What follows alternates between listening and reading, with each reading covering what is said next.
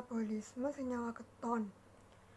Asam asetil koenzim A dihasilkan oleh reaksi oksidasi asam lemak dapat ikut siklus asam sitrat apabila penguraian lemak dan karbohidrat seimbang. Dalam siklus asam sitrat, asetil koenzim A bereaksi dengan asam oksaloasetat menghasilkan asam sitrat. Ikut sertanya asetil koenzim A dalam siklus asam sitrat tergantung pada konsentrasi karbohidrat. Dalam keadaan berpuasa atau kurang makan, konsentrasi karbohidrat atau glukosa berkurang, sehingga bagian dari asam oksaloasetat diubah menjadi glukosa. Karena itu, asetil koenzim A dari lemak tidak termasuk dalam siklus asam sitrat, tetapi diubah menjadi asam oksaloasetat, asam hidroksibutirat, dan aseton. Ketiga senyawa tersebut dinamakan senyawa keton. Senyawa keton terjadi dari asetil koenzim A apabila penguraian lemak terdapat dalam keadaan berlebihan. Apabila kekurangan insulin, kadar glukosa meningkat, tetapi tidak bisa digunakan oleh sel karena tidak dapat diubah menjadi glukosa 6-fosfat. Baik, saya di sini akan melanjutkan penjelasan materi di bagian pembahasan sintesis asam lemak. Asam lemak bukan berarti kebalikan dari jalur penguraian asam lemak.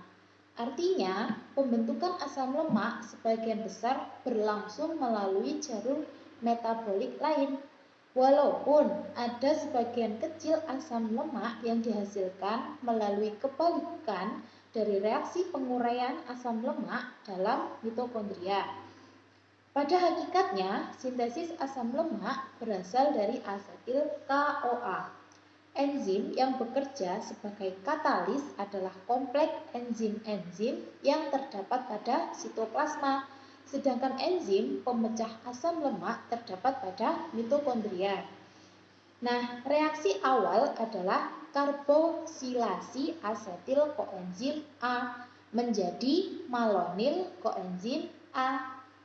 Reaksi ini melibatkan HCO3- dan energi dari ATP. Dalam sintesis malonil koenzim A karboksilase yang mempunyai gus prostetik biotik bekerja sebagai katalis. Reaksi pembentukan malonil koenzim A sebenarnya terdiri atas dua reaksi, yaitu seperti pada gambar PPT di bawah di gambar sini. Di situ dijelaskan biotin enzim plus ATP plus HCO3- direaksikan dengan CO2 biotin enzim plus ADP-PI. Nah, yang kedua yaitu CO2 biotin enzim plus asetil CoA menjadi malonil CoA biotin enzim. Nah, biotin ini terikat pada suatu protein yang disebut protein pengangkut karboksil biotin.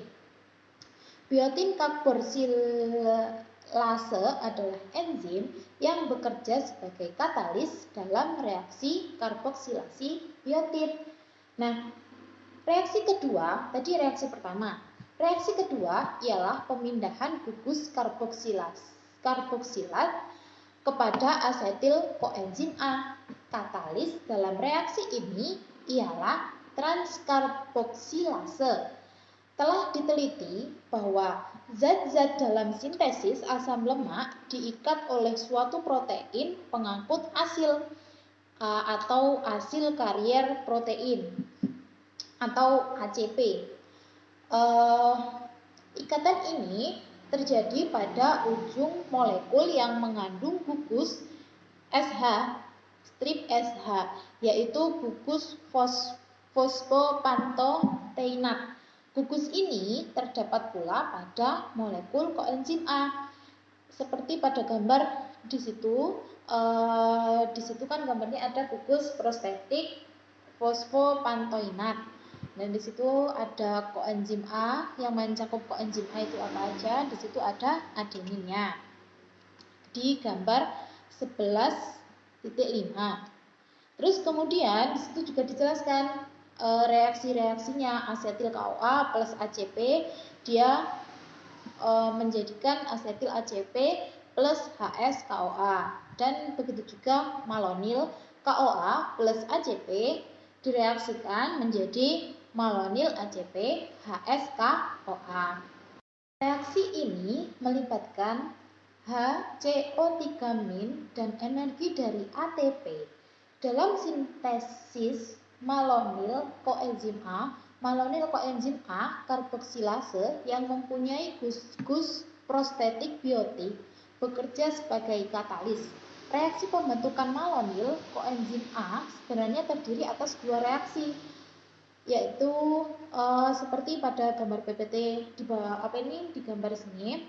Di situ dijelaskan biotin enzim plus ATP plus HCO3- direaksikan dengan CO2 biotin enzim plus ADP-PI. Nah, yang kedua yaitu CO2 biotin enzim plus asetil KOA menjadi malonil KOA biotin enzim. Nah, biotin ini terikat pada suatu protein yang disebut protein pengangkut karboksil biotin. Biotin karboksilase adalah enzim yang bekerja sebagai katalis dalam reaksi karboksilasi biotin. Nah, reaksi kedua, tadi reaksi pertama. Reaksi kedua ialah pemindahan gugus karboksilat kepada asetil koenzim A. Katalis dalam reaksi ini ialah transkarboksilase. Telah diteliti bahwa zat-zat dalam sintesis asam lemak diikat oleh suatu protein pengangkut asil atau asil karier protein atau ACP. Ikatan ini terjadi pada ujung molekul yang mengandung gugus SH, strip SH, yaitu gugus fosfopantoteinat. Gugus ini terdapat pula pada molekul koenzim A. Seperti pada gambar di situ kan gambarnya ada gugus prostetik fosfopantoinat. Dan di situ ada koenzim A, yang mencakup koenzim A itu apa aja? Di situ ada adeninnya. Di gambar 11.5. Terus kemudian di situ juga dijelaskan reaksi-reaksinya. Asetil KOA plus ACP dia menjadikan asetil ACP plus HS KOA, dan begitu juga malonil KOA plus ACP direaksikan menjadi malonil ACP HS KOA. Oke, selanjutnya di reaksi tadi, sintesis enzim yang bekerja sebagai katalis dalam sintesis asam lemak jenuh dari asetil koenzim A, malonil koenzim A, dan NADPH disebut asam lemak sintetase dan merupakan suatu kompleks multienzim. Tahap berikutnya dalam sintesis asam lemak adalah tahap memperpanjang rantai atom C yang dimulai dengan pembentukan asetil ACP dan malonil ACP dengan katalis asetil transasilase dan malonil transasilase. Oke, seperti gambar di PPT yang saya jelaskan ini, itu kan gambar 11.6, yaitu reaksi pembentukan butiril ACP. Nah, di situ itu diketahui asetil ACP dan malonil ACP-nya. Reaksinya pembentukan untuk menjadikan butiril ACP. Nah, selanjutnya asam lemak dengan jumlah atom C ganjil disintesis berawal dari propionil ACP. Nah, asetil ACP dan malonil ACP bereaksi dan kemudian membentuk asetoasetil ACP dengan enzim asli malonil ACP kondensasi sebagai katalis.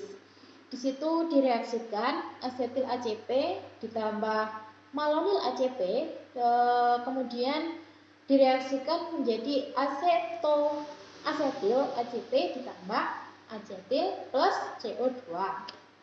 Pada reaksi kondensasi ini, senyawa 4C dibentuk dari senyawa 2 atom C dengan senyawa 3 atom C dan CO2 dibebaskan. Nah, tahap yang selanjutnya yaitu reaksi gugus keto pada C yang nomor 3 tadi, dari asetoasetil ACP menjadi 3 hidroksibutiril ACP dengan ketoasil ACP reduktase sebagai katalis. Nah, kemudian 3 hidroksibutiril ACP diubah menjadi krotonil ACP dengan pengeluaran molekul air atau dehidrasi. Kemudian di situ kan enzim yang bekerja pada reaksi ini ialah 3 hidroksi asil ACP dehidratase.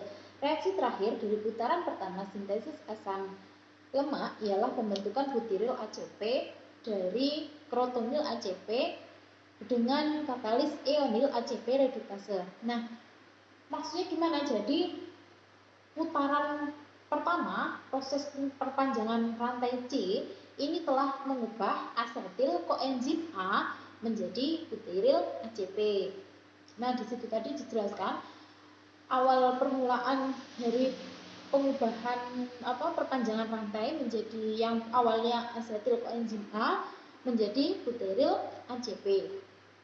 Kemudian yang putaran kedua pada proses perpanjangan rantai C dimulai dengan reaksi butiril ACP. Kan selanjutnya tadi ya dimulai dari sekarang dimulai dari butiril ACP dengan malonil ACP dan seterusnya seperti reaksi-reaksi pada putaran yang pertama.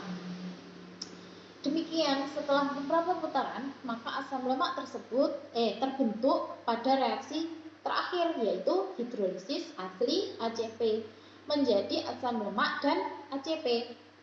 Sebagai contoh sintesisnya, asam palmitat menjadi persamaan reaksi seperti berikut yang ada di reaksi yang ada di PPT saya ini.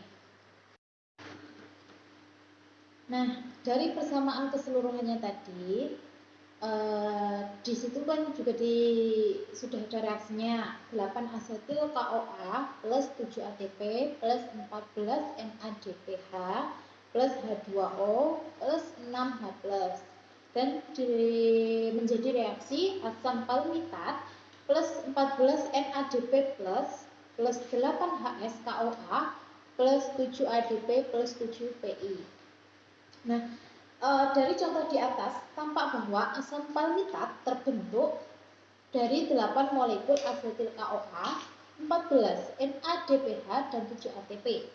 Asam palmitat dibuat dalam sitoplasma, sedangkan asetil KOA dibentuk dari asam pirufat dalam mitokondria. Oleh karenanya, asetil KOA harus diangkut dari mitokondria ke dalam sitoplasma. Di gambar 11.7 transport asetil KOA melalui membran mitokondria. Di situ kan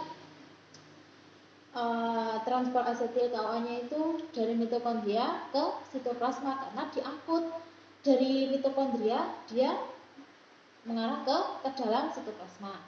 Nah, membran mitokondria ini ternyata tidak permeabel terhadap asetil KOA. Jadi harus diubah terlebih dahulu menjadi apa? Menjadi asam sitrat yang dapat menembus membran mitokondria. Setelah sampai dalam sitoplasma, asetil CoA dilepaskan kembali dengan bantuan sitrat liase sebagai katalis. Nah, di situ reaksinya asam sitrat plus ATP plus HSKOA menjadi asetil CoA plus ADP plus PI plus oksaloasetat. Nah, oksaloasetat ini yang terbentuk dalam sitoplasma harus dikembalikan kemana? Ke dalam mitokondria. Membran mitokondria ini tidak permeabel terhadap asam oksaloasetat. Karena itu oksaloasetat diubah dahulu menjadi pirufat melalui asam malat. Dalam reaksi ini NADPH dihasilkan dari NADH. Mula-mula asam oksaloasetat direduksi oleh NADH menjadi asam malat. Nah, katalis dalam reaksi ini malat dehidrogenase yang terdapat dalam sitoplasma. Kemudian asam malat diubah menjadi asam pirufat. Selanjutnya yang di PPT sudah terlihat kan reaksinya asam oksaloasetat plus NADH plus H+ direaksikan menjadi asam malat plus NAD+. Kemudian yang asam malat juga di situ menghasilkan NADPH. Nah, di sini asam pirufat yang dihasilkan dalam reaksi tersebut dapat masuk ke dalam mitokondria dan diubah menjadi asam oksaloasetat oleh pirufat karboksilase. Reaksinya asam pirufat plus CO2 plus ATP plus H2O menjadi asam oksaloasetat plus ADP plus I plus 2H+. Nah, proses pemindahannya itu hanya melalui satu molekul asetil koenzim A dari mitokondria ke dalam sitoplasma. Dapat menghasilkan satu molekul NADPH. Kemudian, pembentukan asam palmitat membutuhkan 8 molekul asetil koenzim A. Oleh karenanya, terbentuk pula 8 molekul NADPH yang telah dijelaskan bahwa pembentukan asam palmitat membutuhkan 14 molekul NADPH dan kekurangan 6 molekul NADPH-nya diperoleh dari reaksi pembentukan ribulosa 5-fosfat dari glukosa 6-fosfat. Di situ ada gambaran pembentukan ribulosa 5-fosfat dari glukosa 6-fosfat. Di situ reaksinya dari glukosa 6-fosfat, terus kemudian dia direaksikan ada NADP+ menjadi 6-fosfogluconolacton. Kemudian direaksikan dengan H2O plus H+, dengan H+, kemudian menjadi 6-fosfogluconat, dan kemudian yang terakhir dia menciptakan pembentukan ribulosa 5-fosfat. Nah, kemudian selanjutnya 3 molekul ribosa 5-fosfat 5-fosfat itu tadi dapat diubah menjadi 2 molekul heksona dan 1 molekul triosa yang dapat masuk ke dalam proses glikolisis. Nah, dari materi penjelasan saya tadi, di situ bisa dibuat kesimpulan atau beberapa ciri penting yang dapat kita amati dari materi itu tadi pada sintesis asam lemak, yaitu yang pertama, sintesis asam lemak menjadi pada sitoplasma, sedangkan oksidasi pada mitokondria. Jadi sintesis asam lemak itu tadi terjadinya kan di sitoplasma, sedangkan oksidasi itu terjadinya pada mitokondria. Yang kedua, senyawa-senyawa antara dalam sintesis asam lemak terikat pada ACP, sedangkan pemecahan asam lemaknya senyawanya itu antara terikat pada enzim A. Nah, kemudian yang ketiga, beberapa enzim yang bekerja sebagai katalis pada sintesis asam lemak merupakan suatu kompleks multi enzim yang disebut asam lemak sintetase. Pada pemecahan asam lemak tidak terdapat sistem multi enzim.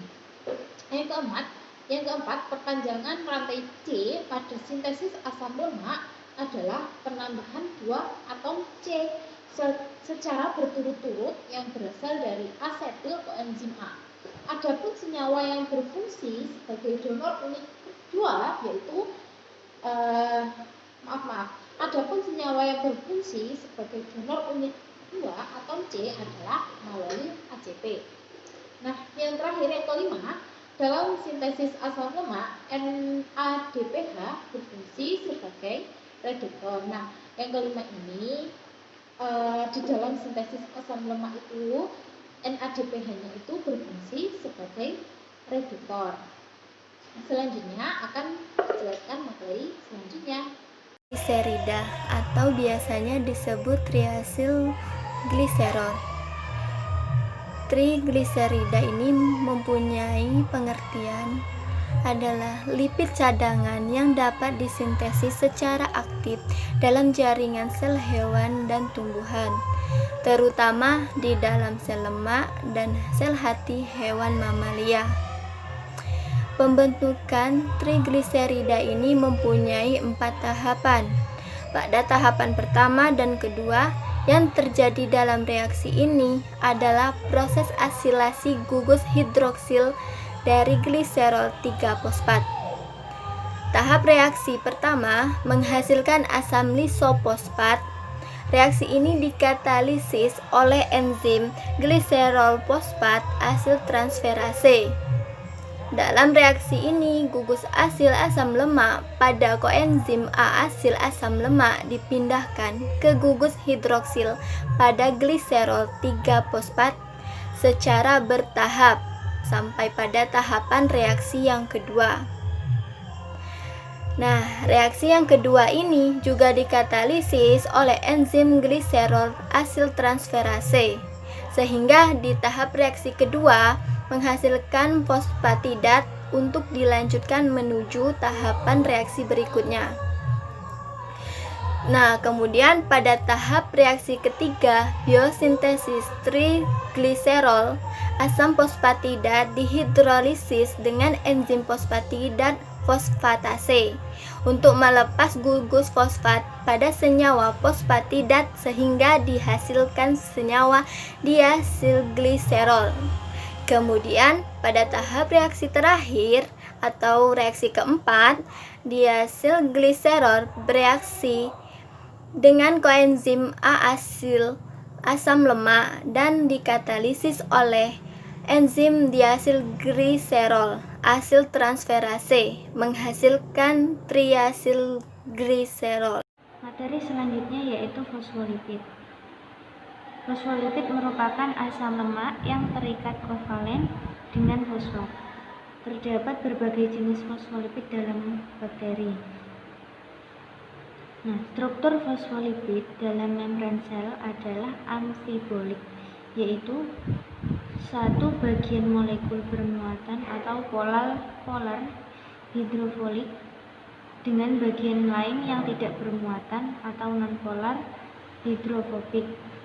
Area hidrofilik yang berisi fosfat dan hidrofobik yang berisi asam lemak disebut dengan kepala dan ekor. Nah, di situ ada contoh gambar yaitu senyawa fosfolipid pada prokariota. Nah, jika X tersebut diganti dengan serin, maka akan membentuk struktur fosfatidil serin. Jika X-nya diisi dengan etanolamin, maka akan membentuk struktur fosfatidil etanolamin. Beberapa sifat membran sel yang perlu diperhatikan adalah sebagai berikut.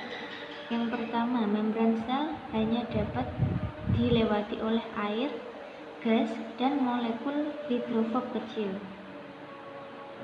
Kemudian membran sel mampu melakukan kerja seluler jika terdapat perbedaan muatan proton dan ion natrium di seberang membran sel.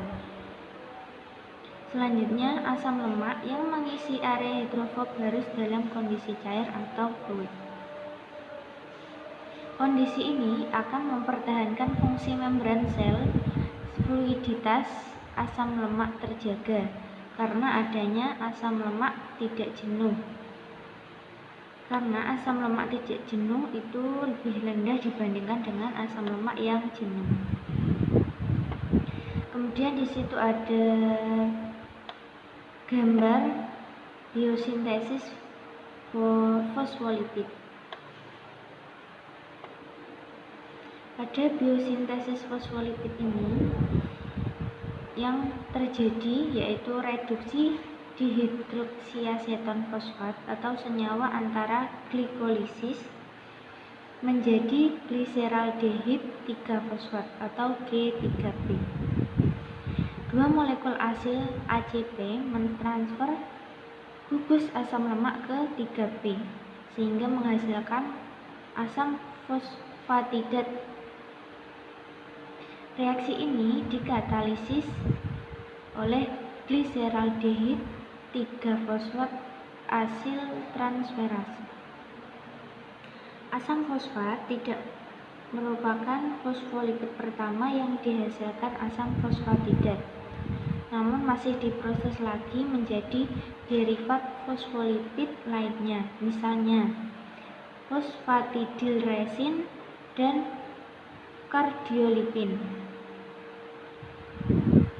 Asam fosfat ikat kemudian bereaksi dengan sitidin inti fosfat menghasilkan sitidin difosfat diglyceridisintase. Penambahan sistem pada sitidin difosfat diasil gliserol akan menghasilkan fosfatidilserin. Nah, reaksi ini dikatalisis oleh fosfatidilserin sintase. Secara terpisah, sitidin difosfat diasil gliserol bereaksi dengan gliserol, menghasilkan fosfatidilgliserol fosfat.